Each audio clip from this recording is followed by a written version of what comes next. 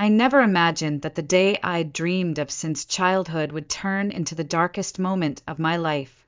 Standing at the altar inside Savannah's beautiful Emerson Hill Chapel, I wore the custom-designed wedding gown I'd chosen months earlier, carefully altered to conceal my 4-month pregnancy.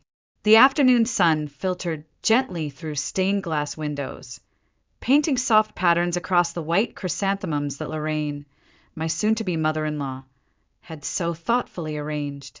Every detail seemed perfect, exactly as I'd imagined, but perfection is fragile, shattered effortlessly by a few venomous words. When Reverend Mitchell's calm, authoritative voice echoed through the chapel, asking if anyone had objections to our marriage, I instinctively turned my gaze to Caleb. He stood handsome and poised, his dark tuxedo perfectly tailored, the familiar sparkle in his blue eyes promising a lifetime of love and devotion. Then it happened. A voice, sharp and unmistakably cold, cut through the sacred silence like a blade. The child she's carrying is not my son's. 200 heads snapped around simultaneously, staring at the woman who had spoken. Lorraine Whitmore, the woman I'd grown to trust and even love, slowly rose from the front pew. Her gaze was ice, her posture rigid with an air of cruel triumph. Vivian Hale has betrayed my son, and I have the proof right here. With theatrical precision, she lifted a large manila envelope, its contents suddenly more threatening than any weapon. The chapel fell, deathly silent.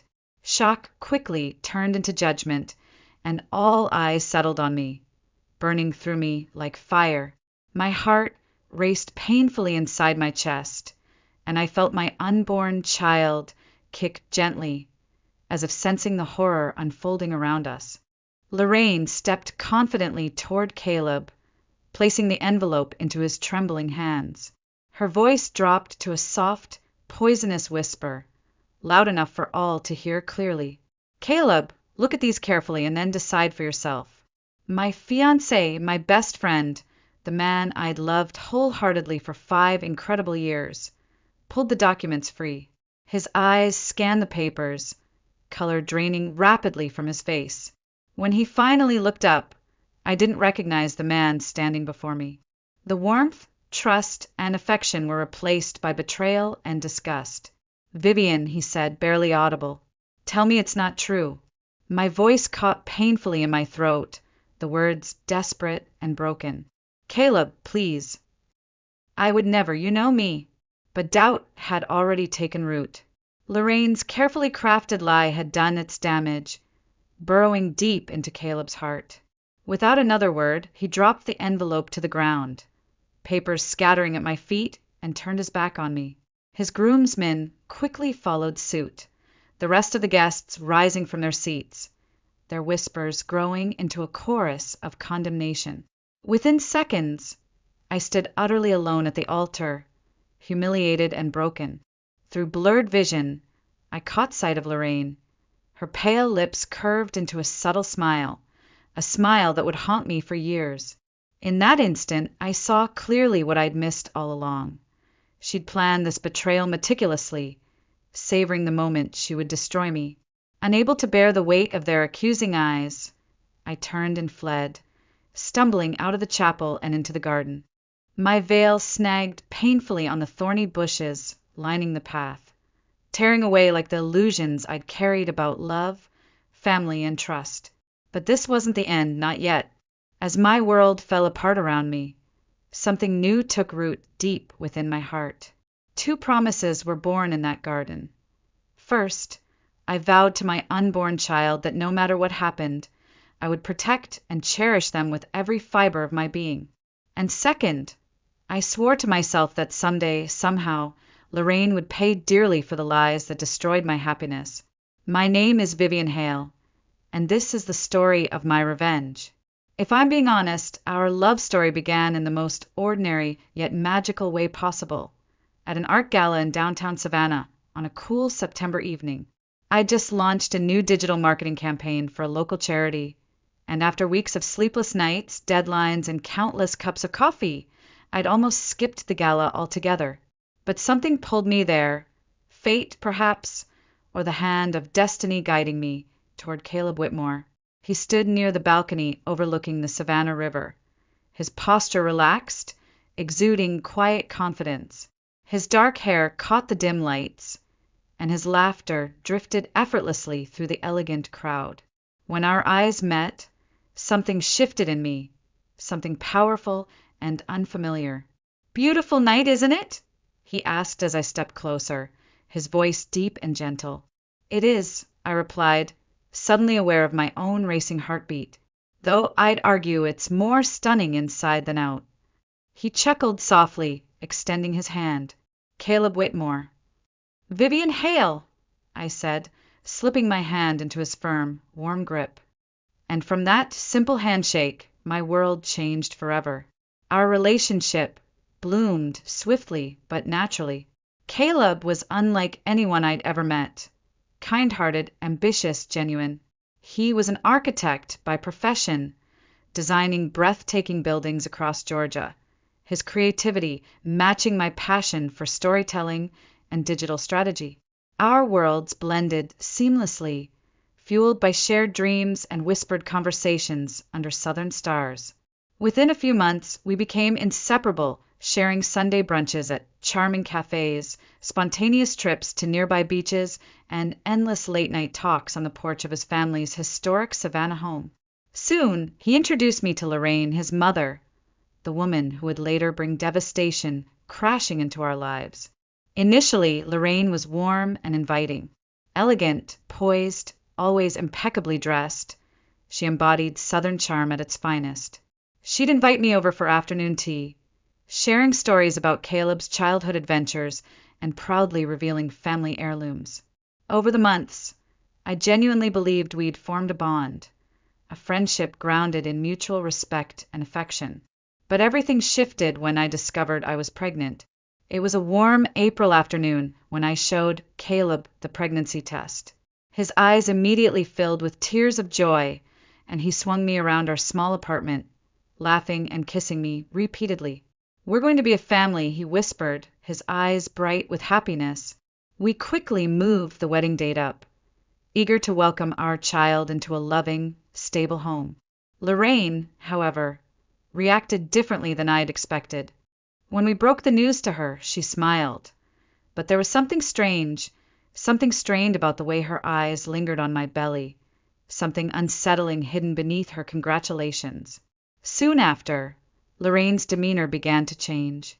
Her innocent questions about my past relationships became oddly intrusive, probing gently but persistently into parts of my life I'd thought irrelevant. She started to appear unexpectedly at wedding planning meetings, subtly overruling my choices about flower arrangements, invitations, and even my wedding gown. At first, I rationalized her behavior, attributing it to the anxiety of becoming a grandmother for the first time or simple wedding stress.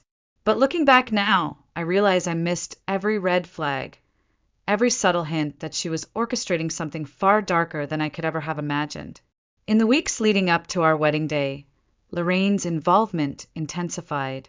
She insisted on overseeing every detail, from the seating arrangements to the exact wording of the vows, carefully cataloging every aspect of our lives.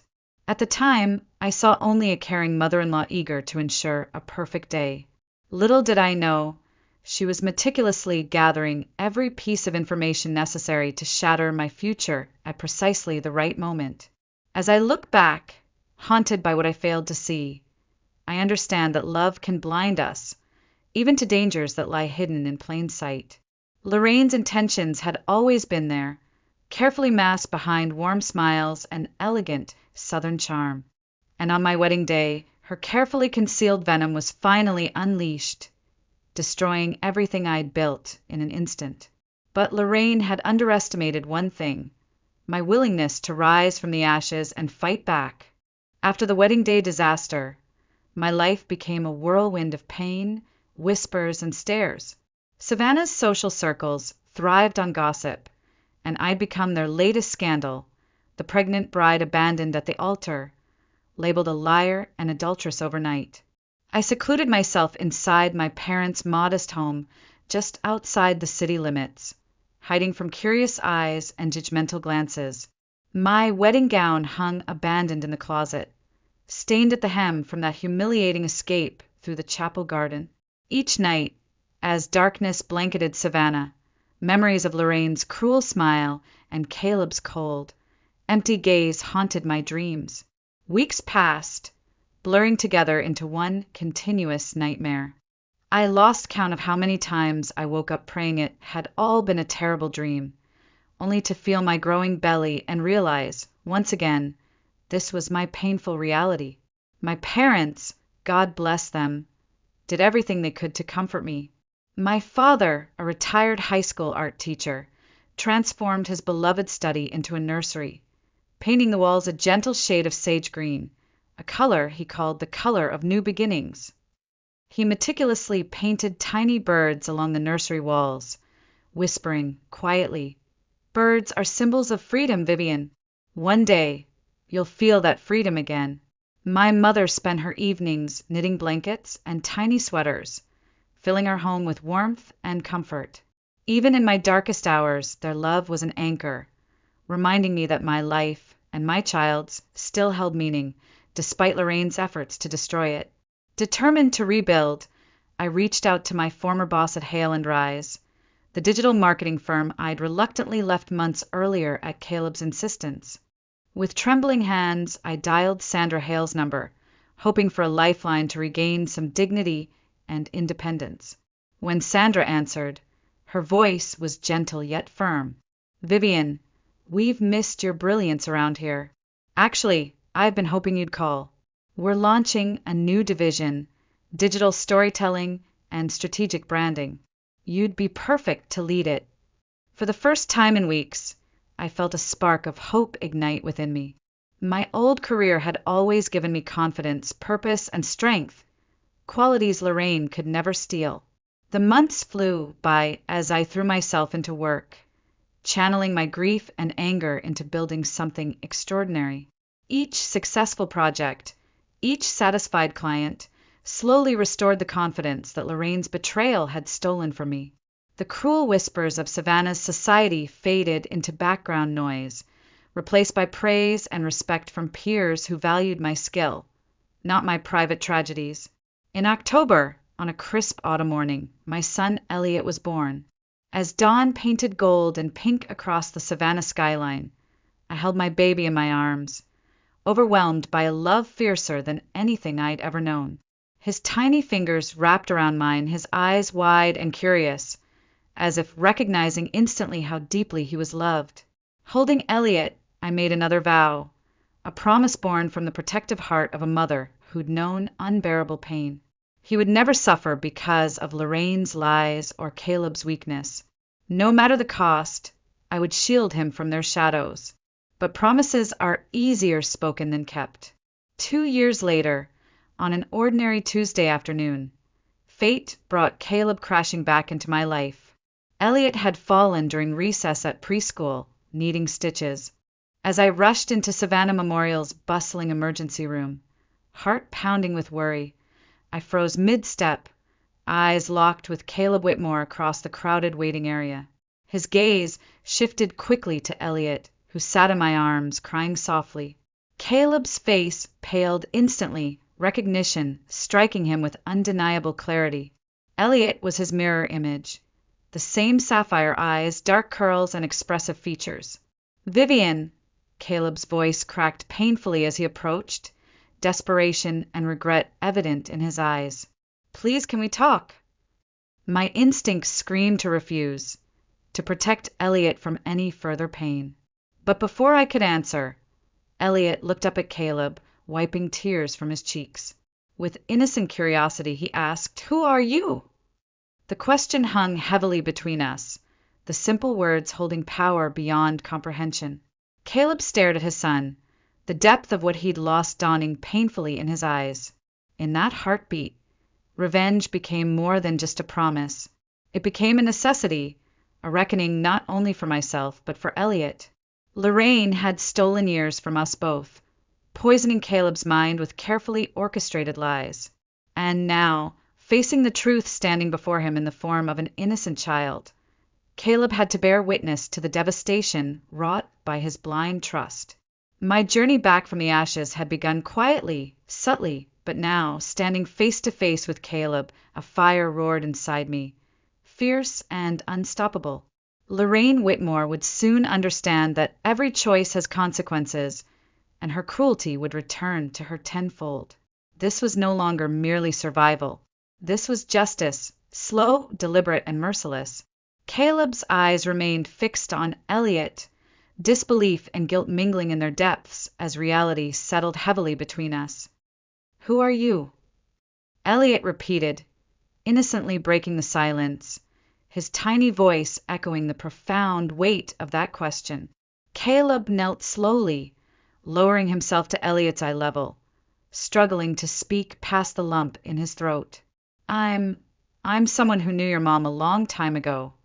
Elliot studied him carefully, the innocent scrutiny of a child. "Were you Mommy's friend?" "Yes," Caleb answered, his voice barely a whisper, eyes brimming with unshed tears. "A very good friend."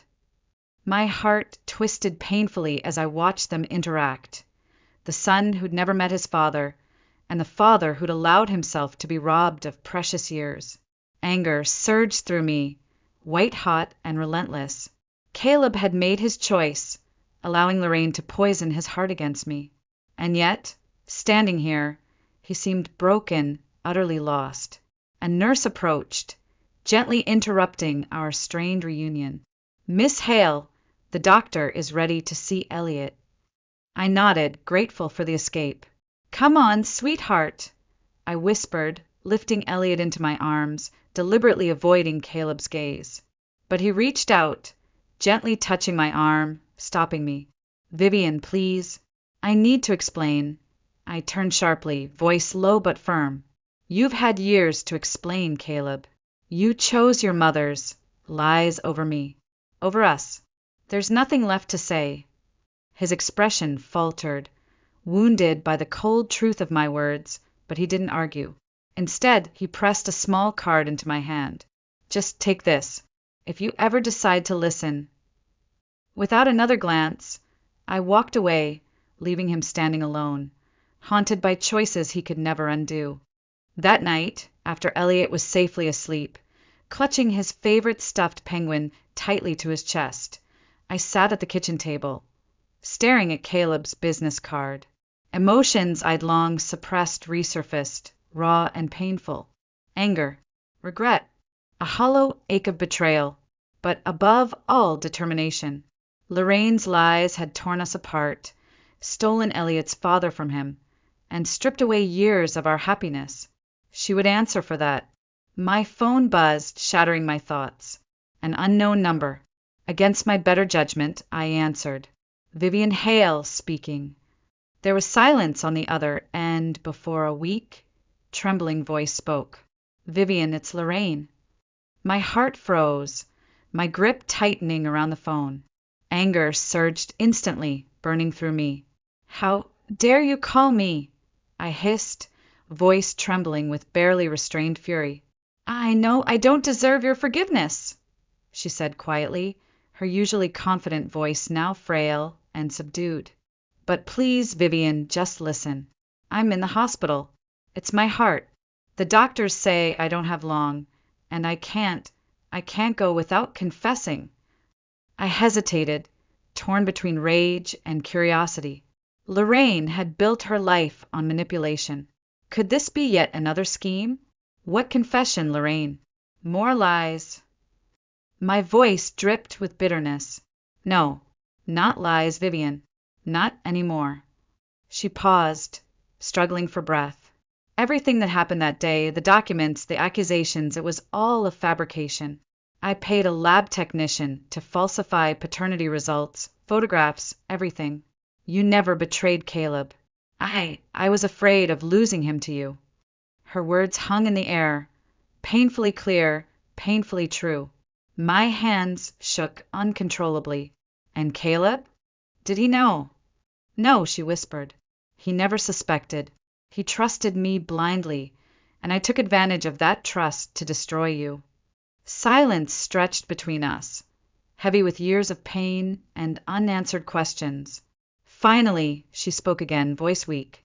I've written everything down, names, dates, payments. It's notarized. Caleb has a copy. Vivian, I know I can never undo what I've done. But please, let Elliot know the truth one day. Don't let him think his father willingly abandoned him. Tears blurred my vision, anger mingling with relief, grief, and vindication. Lorraine, why now? Why confess after all these years? Her answer was quiet, defeated. Because facing death teaches you clarity. I've lost Caleb already. I don't want to lose my grandson too, even if he never forgives me. He deserves the truth. You both do. I sat back, overwhelmed. I won't promise forgiveness. Not for myself, anyway. But I promise Elliot will know exactly what happened. Thank you, Lorraine whispered, voice fading. It's more than I deserve. After hanging up, I stared out into the night, the lights of Savannah glowing softly. Lorraine's confession had opened wounds deeper than before, but it had also given me the strength I needed. She'd finally shown weakness, vulnerability, a crack in her carefully constructed armor, and I intended to break that armor apart, piece by painful piece, because Lorraine Whitmore's confession didn't erase her sins, and forgiveness wasn't mine to give. But justice, true merciless justice, was mine to claim. Lorraine's confession haunted me through sleepless nights, echoing relentlessly until it solidified into a single thought: revenge. I'd spent 5 years imprisoned by her lies, carrying a burden of shame I never deserved. Caleb had abandoned me, my reputation was shattered, and worst of all, my innocent son had been robbed of his father. Lorraine's illness and belated remorse didn't absolve her from the agony she'd inflicted. She had confessed only out of fear of facing eternity burdened by her sins, not out of genuine compassion or repentance. No, she deserved no mercy from me. I decided the truth wouldn't quietly fade away. It would burn brightly for all to see. My plan formed quickly, guided by years of suppressed rage and sharpened by the clarity Lorraine's confession provided. I gathered every detail of her scheme, her signed confession, bank records of payments to the lab technician, emails detailing her manipulation.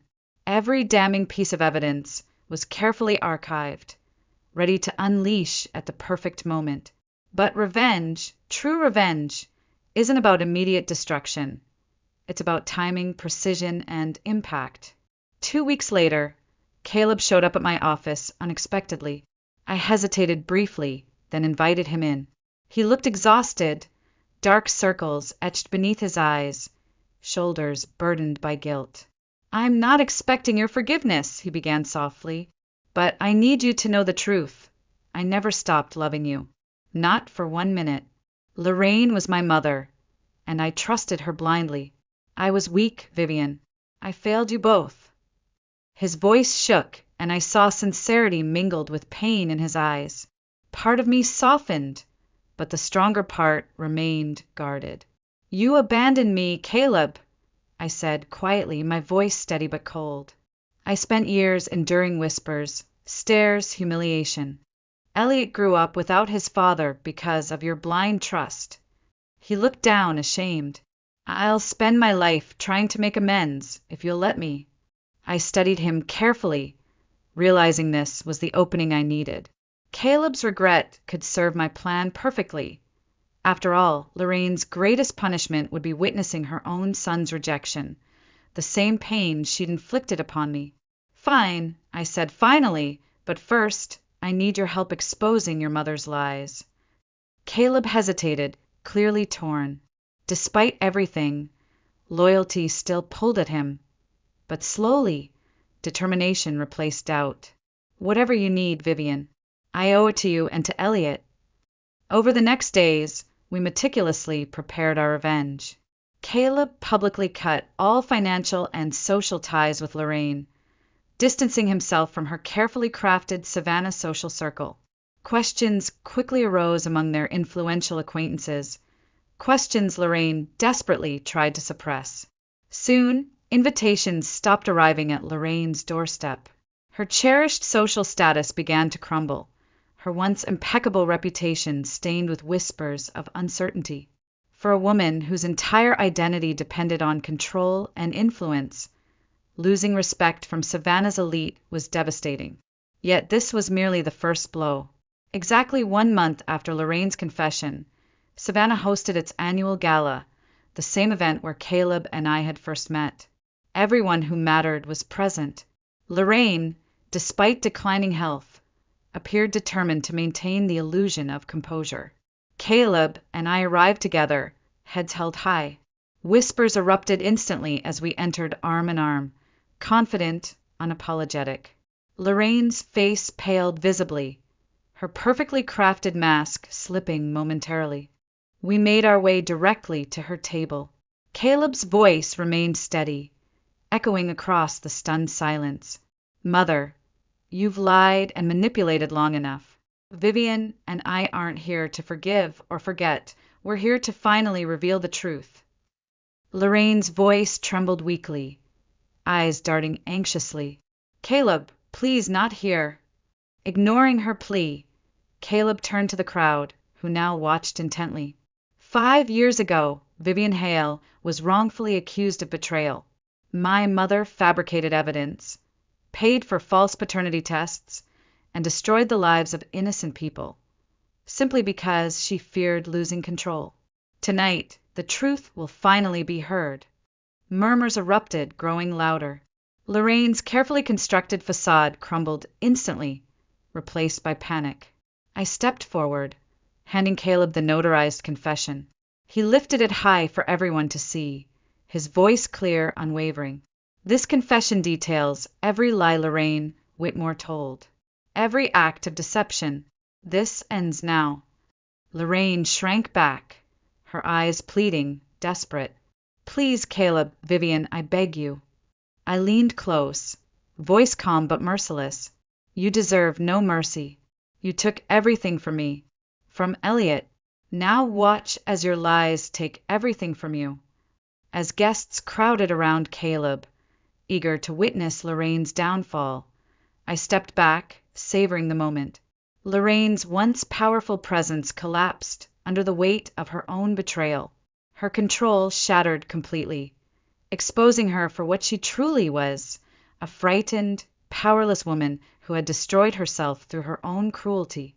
Revenge isn't always loud or violent.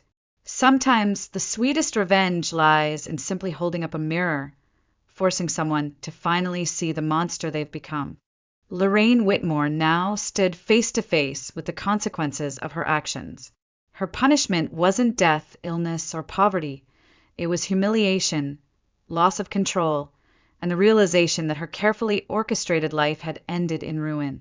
And as I watched her crumble beneath the harsh judgment of Savannah's elite, I realized this was only the beginning. My revenge had begun, but it was far from over. In the weeks that followed Lorraine's public disgrace, Savannah buzzed with endless gossip. The queen of the city's social elite had fallen spectacularly, leaving behind nothing but shattered pride and exposed secrets. Newspapers eagerly ran sensational headlines, detailing Lorraine Whitmore's betrayal, manipulation, and ultimate humiliation. Yet, amid the chaos, I felt no satisfaction, only quiet, steady determination. This revenge had never been about glory or fame. It was about reclaiming dignity stolen from me and justice for Elliot. Despite Lorraine's pleas for privacy, Caleb refused to shield her from the consequences she'd earned.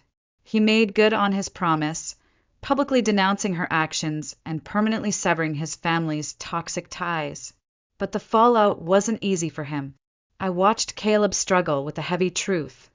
The mother he'd trusted implicitly had been his greatest betrayer. One evening, Caleb knocked quietly at my front door. Elliot was asleep, and the house felt still, peaceful, bathed in moonlight. When I opened the door, Caleb's weary expression spoke volumes. "I won't stay long," he began gently, sensing my caution. "I just needed to talk to you about Elliot, and about us." I nodded slowly, stepping aside. "Come in." We sat at the kitchen table where, just months earlier, I'd plotted revenge. Tonight, however, the atmosphere was softer, quieter, a space that allowed for honest conversation. Caleb spoke first, voice heavy with regret. I've missed so much of his life. I robbed him of having a father, and myself of knowing my son. Vivian, I know forgiveness might be impossible, but Elliot deserves better. I'd like your permission to try and build a relationship with him. I studied his face, seeing sincerity clearly reflected there, but my heart hesitated. Could I trust him again? Was Elliot ready to have a father? You can't erase 5 years overnight, Caleb. Elliot's happy. He's safe. The idea of opening his heart, only to be disappointed, is terrifying. Caleb nodded solemnly. I know, and I'll spend my life making sure he never feels that disappointment. I'm not the same man I was when I walked away. I've learned what blind loyalty cost me, what it cost all of us. His voice broke slightly. But I need a chance, Vivian. Not for myself, but for him. Elliot deserves a father who loves him fiercely, who fights for him, not abandons him. I closed my eyes, picturing Elliot's bright smile, his boundless curiosity, the way he lit up around anyone who showed him genuine care. Could I deny him the chance to have a relationship with Caleb, even if it meant risking heartbreak? Taking a slow breath, I finally spoke. We'll start slowly. Supervised visits. One step at a time. Elliot's needs come first, always. Caleb's relief was palpable, eyes filled with quiet gratitude. Thank you, Vivian. I won't let you or him down again. In the weeks that followed, Caleb held true to his promise. His visits were consistent, gentle, filled with patience and tenderness. Elliot warmed quickly to him, asking innocent questions about dinosaurs, spaceships, and why they both shared the same curly dark hair.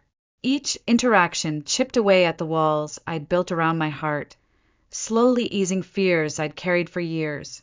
As Caleb rebuilt trust, Lorraine's condition worsened, her illness consuming her quickly. Yet, in a surprising turn, her isolation had sparked a change within her. She'd reached out again, this time humbly asking to see Elliot, not as a Whitmore heir or a pawn in her games, but simply as her grandson.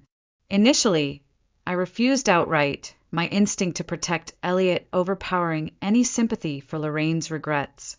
But Caleb gently persisted. She knows she won't be forgiven, but she's dying, Vivian. Maybe granting her this moment could help Elliot find peace when he's older. After careful consideration, I agreed to a brief, supervised meeting.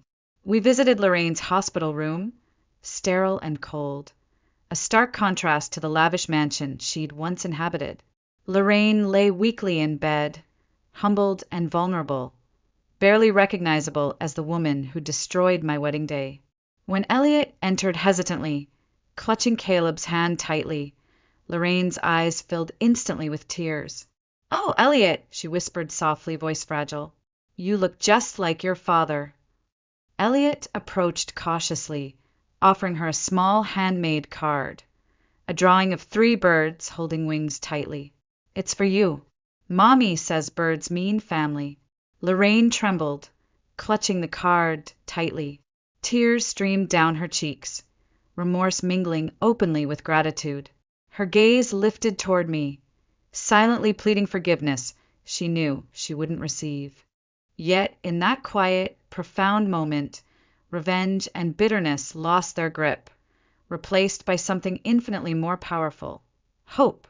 As we left, Elliot squeezed my hand gently. "Mommy, did I do good?" "You did perfect," I whispered, my heart aching with love and pride. That evening, after Elliot drifted into peaceful sleep, Caleb lingered at the door, hesitant yet hopeful. "We can't erase the past," I finally said softly, "but perhaps we can rebuild from it, stronger this time." Caleb smiled gently. That's all I could ever ask. Revenge had given me justice, but true healing came in moments of compassion, forgiveness, and the bravery to begin anew. Lorraine's sins had been punished, but real redemption lay in my choice to free myself and Elliot from the chains of bitterness and pain. Justice had been served. Now, redemption could finally begin. The months following Lorraine's emotional reunion with Elliot marked a quiet but profound turning point in our lives. Her illness, though relentless, became a catalyst for healing, not just for her, but for Caleb, Elliot, and especially for me. Lorraine's surgery was successful, giving her more time she no longer wasted on manipulation or control. Instead, she embraced therapy, confronting the destructive behaviors and insecurities that had driven her actions. She would never reclaim her old status or influence, but I sensed something more meaningful emerging from her new humility, genuine remorse. Gradually, Lorraine rebuilt trust, not through words, but through tangible actions. She insisted on funding Elliot's education, her intentions clear. This wasn't an attempt to buy forgiveness, but a genuine step toward making amends. Caleb, initially skeptical, recognized the sincerity behind his mother's gestures. Even I had to admit, cautiously, that Lorraine's transformation seemed authentic. Meanwhile, Caleb and Elliot bonded effortlessly. Saturday afternoons were soon filled with soccer practices, fishing trips, and visits to museums. Caleb's steady, unwavering presence became a source of stability Elliot thrived on.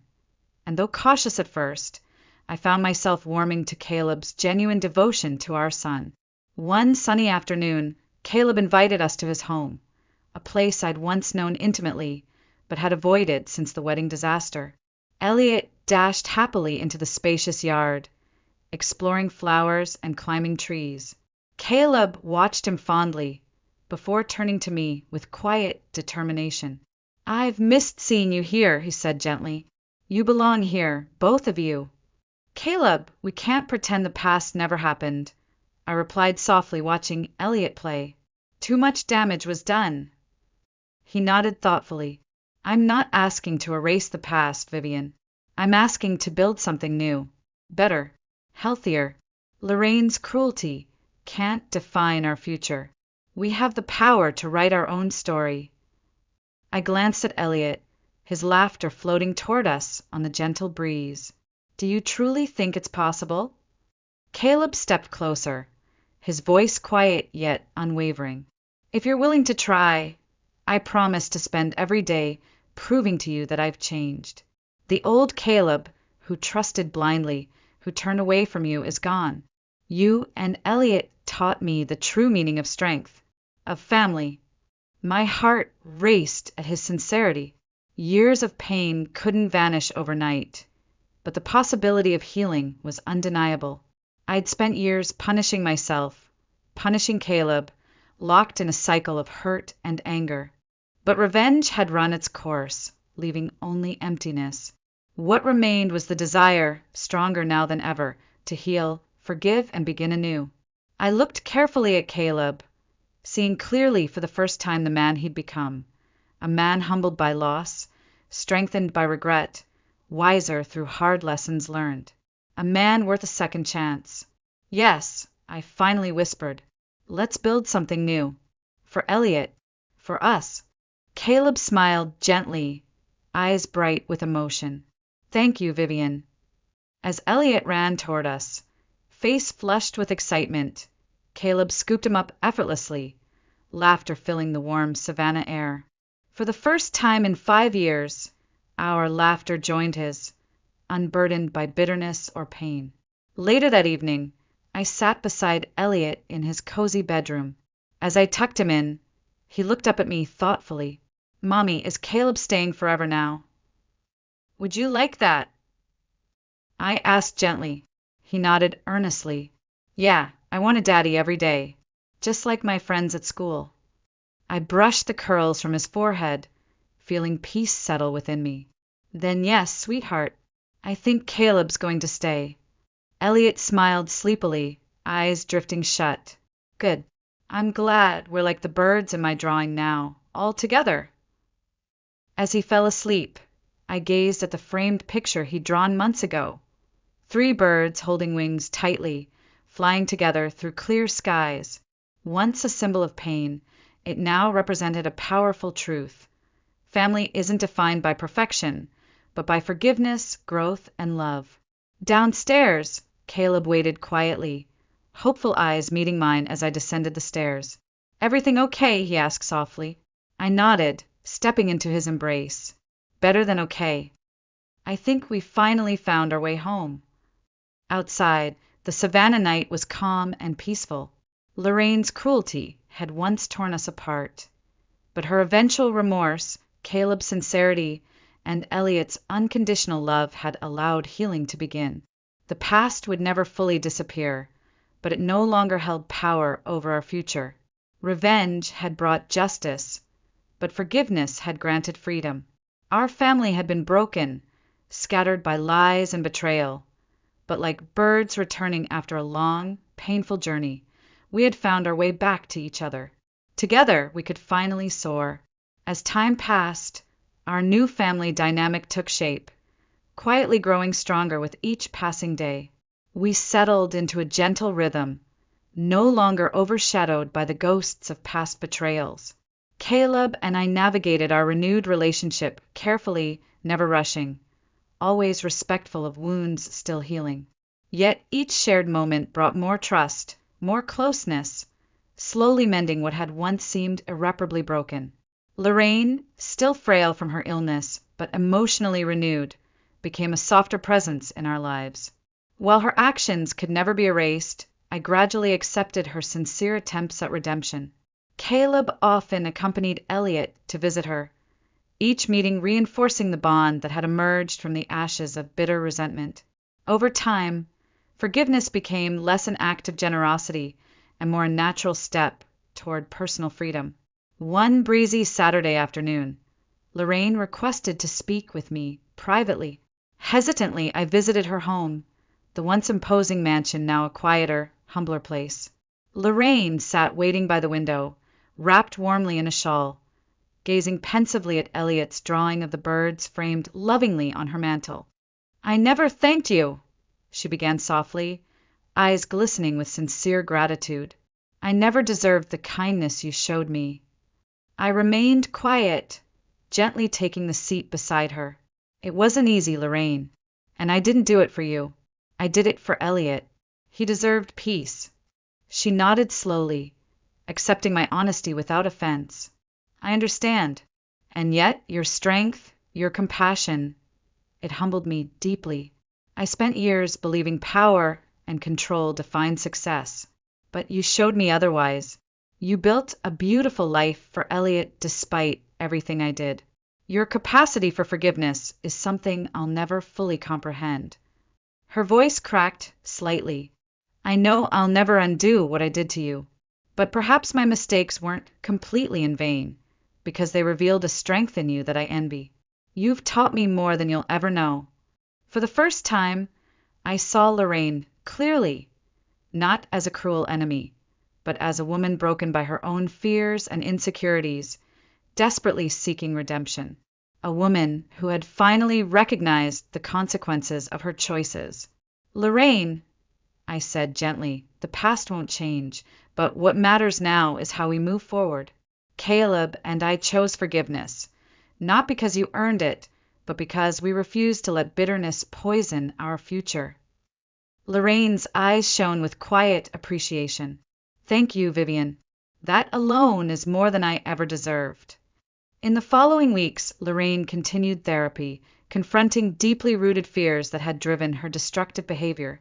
She remained a quiet presence, respectful of boundaries, grateful simply to witness Elliot's joyful childhood from afar. Caleb and I drew closer, trust growing naturally, built on shared experiences and mutual healing. On Elliot's 6th birthday, we gathered for a small celebration in the backyard. Lorraine attended, sitting comfortably in a shaded chair, joyfully watching Elliot chase butterflies across the lawn. Caleb approached me quietly, gently slipping his hand into mine, warmth radiating from his touch. "You know, I spent so many nights dreaming about a moment like this," he confessed softly. I thought I'd lost it forever. Lost you. Lost Elliot. But you didn't, I whispered reassuringly, leaning into him. We found our way back. Stronger, wiser, and better. Caleb smiled, his eyes warm. I won't ever take this second chance for granted, Vivian. You've given me everything. Later that evening, as twilight painted the sky with soft shades of gold and lavender, Elliot curled sleepily into my lap. He glanced thoughtfully at Lorraine, then back at me, innocent curiosity shining in his eyes. "Mommy," he asked softly, "are you still mad at Grandma Lorraine for what she did?" I smiled gently, brushing dark curls from his forehead. "Not anymore, sweetheart. People make mistakes, but sometimes those mistakes teach them how to become better." He considered this carefully, like when I spilled paint on the floor and learned to clean it up by myself. "Exactly," I replied, warmth spreading through my chest. "When we forgive, we give people a chance to fix what they've broken." Elliot nodded wisely, eyelids heavy with sleep. "I'm glad we forgived her, because now we're all together like my birds." After he drifted to sleep, Caleb joined me on the porch, fingers intertwining comfortably. Silence stretched between us, peaceful and comforting, each breath filled with quiet gratitude for this hard-earned tranquility. "You know," Caleb finally said, voice gentle, thoughtful, "there's a kind of strength in forgiveness I never understood until now. You taught me that." I rested my head on his shoulder, breathing deeply, savoring the sweet calm. Forgiveness freed us all. Revenge brought justice, but forgiveness brought peace. Caleb squeezed my hand gently, and love brought us home. Above us, 3 birds flew gracefully across the evening sky, wings outstretched, perfectly aligned, just as Elliot had drawn them so many months earlier. In that quiet, profound moment, I finally understood the depth of our journey. Betrayal had nearly destroyed us. Revenge had helped restore justice. But it was forgiveness that healed our wounds, allowing us to reclaim joy and peace. Our story hadn't unfolded as I once imagined, but perhaps it was more beautiful precisely because of that. We'd lost everything, only to gain something infinitely more precious: peace, redemption, and a family built from the ashes of our pain. The path toward healing wasn't easy, nor was it ever linear. Yet each day brought small moments of grace, moments that gently stitched our broken family back together, transforming scars into powerful reminders of strength. Lorraine's health improved steadily, and with her newfound clarity came genuine efforts to repair what she'd fractured. The woman I once feared and resented gradually earned cautious respect through humility and quiet kindness. She never asked for forgiveness again. Instead, she spent her days proving she deserved it. Caleb, committed wholeheartedly to his role as a father, brought renewed joy into Elliot's life. Every bedtime story, every soccer practice, and every pancake breakfast chipped away at the shadows Lorraine's betrayal had cast over us. Caleb had become more than Elliot's father. He was now his friend, protector, and unwavering supporter. Our bond deepened as well, slowly evolving into something beautiful and resilient. Love, once shattered and seemingly irreparable, returned stronger and more profound. I found myself laughing freely again, unafraid of vulnerability. Caleb's quiet steadiness became my safe haven, reminding me daily that trust could indeed be rebuilt, brick by careful brick. On Christmas morning, we gathered quietly in our living room. Elliot squealed with delight as he tore wrapping paper from colorful boxes, revealing toys, books, and art supplies. Lorraine watched, eyes misty with emotion, her face softened by gratitude. Caleb squeezed my hand gently, warmth radiating between us, unspoken promises of a shared future now clearer than ever. "Mommy, Daddy, Grandma, open mine now," Elliot announced proudly, handing each of us carefully wrapped gifts, each one bearing evidence of his artistic efforts. I unwrapped mine slowly, discovering a beautifully hand-painted picture. 3 birds, once again, soared gracefully across a watercolor sky, now joined by a 4th, smaller bird nestled protectively between them. That's us, Elliot explained eagerly, eyes bright with pride. Mommy, Daddy, Grandma Lorraine, and me in the middle because you keep me safe and love me no matter what. Lorraine's hands trembled slightly as she held her painting, visibly moved. Caleb's eyes glistened softly as he admired Elliot's heartfelt depiction of our rebuilt family. It's perfect, sweetheart, I whispered, heart swelling with pride and tenderness. Absolutely perfect. Later that afternoon, Lorraine approached me gently as Caleb played outside with Elliot in the yard, their laughter echoing joyfully. Vivian, I'll never be able to repay the kindness you've shown me, she began softly, sincerity bright in her eyes. Your forgiveness changed everything. I never expected to regain my family, especially after what I did. Lorraine, it was never just about forgiveness, I said gently. It was about choosing a different path, one free from anger and revenge. We chose peace, and in choosing peace, we found each other again. She nodded, a tear slipping quietly down her cheek. You've given me something precious, a second chance, and I promise I'll never waste it. I believed her. Lorraine had proven that true redemption was possible. The woman who once tore our family apart now stood as proof that healing could come from even the deepest wounds. As evening approached, Caleb joined me on the porch swing, gently pulling me close as Elliot chased fireflies through the yard, giggling happily beneath the twilight. You know, Caleb said thoughtfully, if someone had told me a year ago that we'd be here, happy together, at peace, I wouldn't have believed it.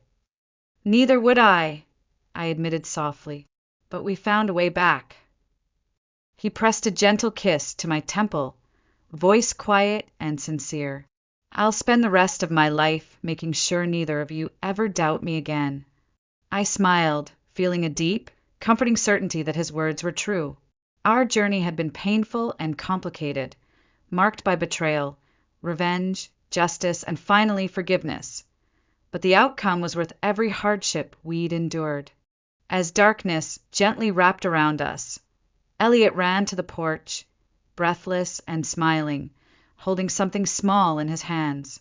Look, I caught a firefly, he said excitedly, holding his cupped hands toward us.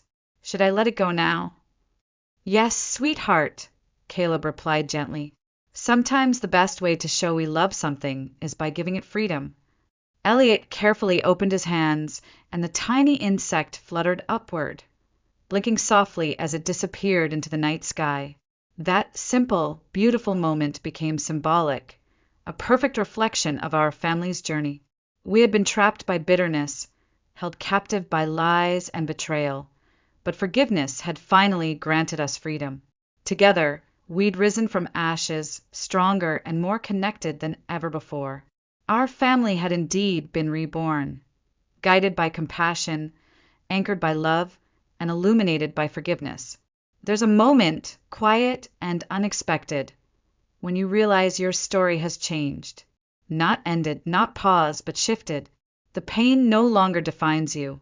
The past, though unforgettable, no longer has power over your future. And that moment feels like peace. For me, that moment came on an ordinary spring morning. Elliot was standing in front of his kindergarten class, proudly holding up his family tree project. His drawing was colorful, imperfect, full of charm. Stick figures labeled Mommy, Daddy, Grandma Lorraine, and himself, each with wild hair and wide smiles. Above them, 3 birds flew together, holding wings just like always. He cleared his throat, as seriously as a 6-year-old could, and began his presentation. This is my family. They're not perfect, but they love each other a lot, and that's all you really need. Simple. Pure. True. I looked over at Caleb, sitting beside me in the tiny plastic chairs that only schools seem to have. His hand found mine under the table. He didn't look at me, but I could see the pride in his eyes, the way his thumb gently traced circles over my knuckles. The same gesture he used to do years ago when we first fell in love told me everything I needed to know. We had made it, not because the pain disappeared, but because we chose to grow through it, not around it. After the class presentations, Elliot ran to us, arms outstretched. Caleb scooped him up, spinning him gently while Elliot laughed in that wholehearted, belly-deep way children do when they feel safe. Lorraine was waiting outside the school gates, cane in hand, her posture more frail these days, but her spirit stronger than ever. When Elliot ran to her, she opened her arms without hesitation, embracing him with all the gentleness she once withheld. I watched them from a distance, remembering the first time she'd held him, trembling, unsure, remorseful. Now there was only love. She caught my gaze over Elliot's shoulder and mouthed two words she'd said many times before, but which still carried weight. Thank you. Later that evening, we gathered in the backyard for dinner under string lights Caleb had put up himself. The air was warm, filled with the scent of roasted vegetables and laughter. Elliot darted between chairs, sharing pieces of trivia he'd learned in class, announcing he would be both an astronaut and an artist when he grew up. Why choose? I said, smiling. You can fly rockets and paint the stars. He beamed at that. Like the birds in my pictures. The framed artwork still hung in our hallway, the original 3 birds drawing and now several newer ones, each evolving, each more hopeful. One even had 5 birds, added just a few weeks ago after Elliot's cousin was born. This one's for our whole family, he'd told me, because it keeps growing when we take care of it. And he was right. Family isn't always about blood. It's about the people who show up, who take responsibility, who choose love, even after it's been tested. Caleb and I had once thought our story ended at that ruined altar. But in truth, that was only where it began. The wedding that never was became the catalyst for everything that followed, for transformation, healing, and the creation of something far more real than perfection. We never remarried officially, not because we didn't believe in the commitment, but because we realized the paperwork didn't matter. What mattered was how we showed up every day, with honesty, grace, and the courage to keep choosing each other. And we did. When I tuck Elliot in at night now, he always asks the same question. Are the birds still flying together? I always answer the same way, without hesitation. Yes, sweetheart, they are, and they always will. Because love doesn't always follow a straight line. Sometimes it takes the long way home.